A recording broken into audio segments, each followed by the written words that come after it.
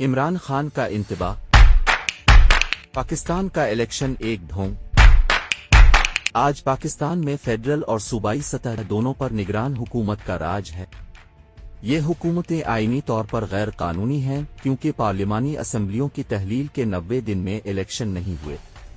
आवाम को ये सुनने को मिल रहा है कि इलेक्शन फरवरी 8 को होगा, लेकिन जो पंजाब और खैबर पख्तूनख्वा दो सूबों में गुज़िश्ता एक साल से हो रहा है, बावजूद इसके कि मार्च में सुप्रीम कोर्ट ने फैसला दिया था कि उन दोनों असेंबलियों के इलेक्शन 3 माह की आईनी मुद्दत में होने चाहिए। ऐसे में अवाम हक बजानिब है कि वो आइंदा होने वाले आम इंतखाबात के इनेकाद से मुताल्लिक शकूक का शिकार हो। अपनी अजीब और गरीब कार्रवाइयों के बाइस इलेक्शन कमीशन का किरदार दागदार है। इलेक्शन कमीशन ने महज आला अदलिया के हुक्म की खिलाफ वर्जी का ही इर्तिकाब नहीं किया, बल्कि मेरी जमात पाकिस्तान तहरीक इंसाफ के सफ़ी अव्वल के उम्मीदवारों के कागजात नामजदगी मुस्तरद किए हैं। इंट्रा पार्टी इंतखाबात में रुकावट डालने समेत मेरे और दूसरे पीटीआई रहनुमाओं के खिलाफ तौहीन अदालत के मुकदमात बनाए हैं, सिर्फ इसलिए कि हमने इलेक्शन कमीशन की जानिबदार कार्रवाइयों पर तनकीद की है। इंतखाबात हों या नहीं, अप्रैल 2022 में अदम एतमाद के मुज़हका खेज वोट के बाद से जिस अंदाज में मुझे और मेरी पार्टी को निशाना बनाया गया है, इसने एक बात वाज़े कर दी है। एस्टेब्लिशमेंट यानी फौज, सिक्योरिटी एजेंसियां और सिविल ब्यूरोक्रेसी पीटीआई के लिए लेवल तो दूर खेल का कोई मैदान फराहम करने के लिए कतन तैयार नहीं। बहरहाल यही वो एस्टेब्लिशमेंट थी जिसने अमेरिका के दबाव में आकर हमारी हुकूमत की बरतरफी को इंजीनियर किया, जिसकी वजह एक आज़ाद खारजा पॉलिसी के लिए मेरे मुसलसल इसरार और अमेरिका की मुसल्लह अफवाज के लिए अड्डे फराहम करने से इनकार था।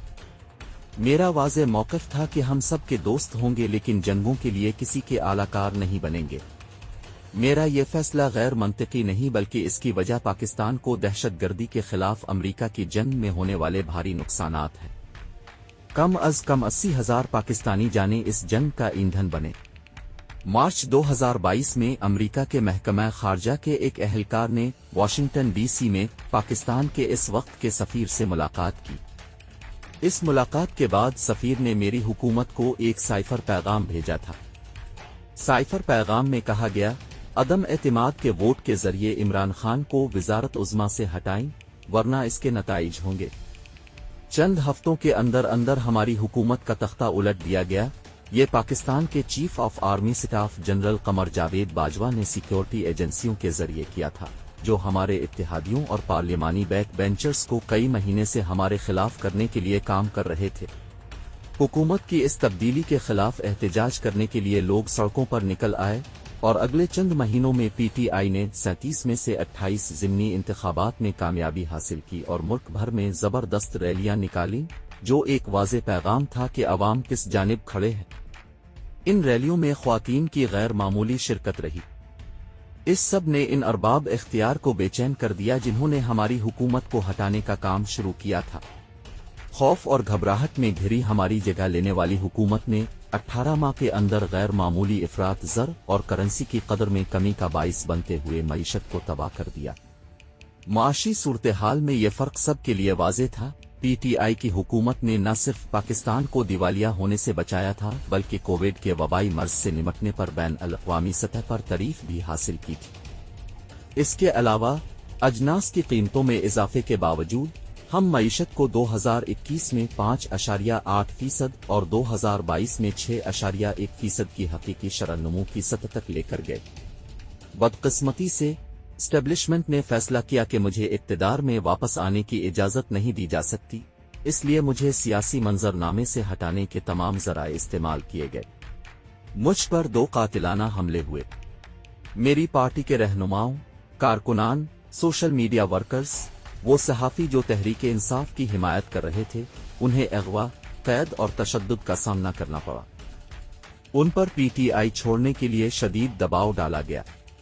सबसे बदतर यह है कि मौजूदा हुकूमत ख्वातीन को सियासत में हिस्सा लेने से रोकने की कोशिश में तहरीक इंसाफ की ख्वातीन रहनुमाओं और कारकुनान को खौफजदा के लिए हर हद पार कर रही।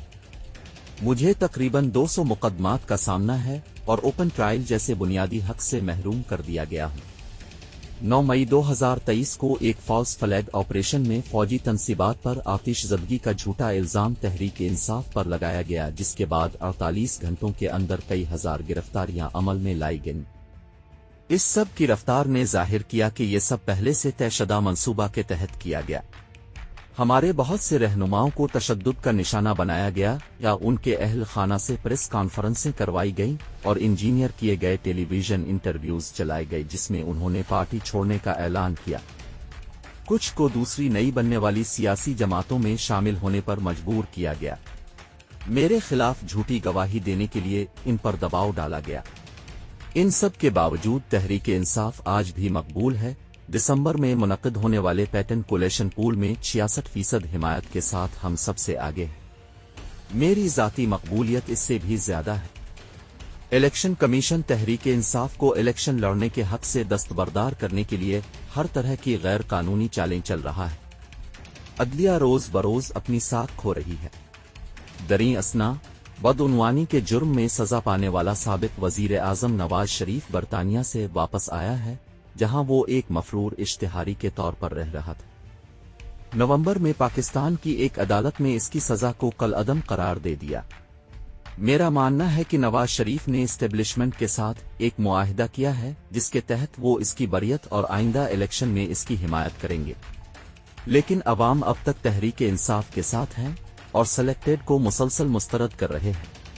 इन हालात में 8 फरवरी को कैसे आज़ादाना इंतखाबात हो सकते हैं, जबकि तहरीक इंसाफ के अलावा तमाम जमातों को आज़ादाना तौर पर मुहिम चलाने की इजाज़त है। मैं कैद तन्हाई में हूँ, गद्दारी समेत मुज़क्का खेज इल्जामात में कैद हूँ। हमारी जमात के चंद रहनुमा जो आज़ाद हैं और छुपे हुए नहीं हैं, उन्हें मकामी वर्कर कन्वेंशन मुनक्किद करने की भी इजाज़त नहीं है।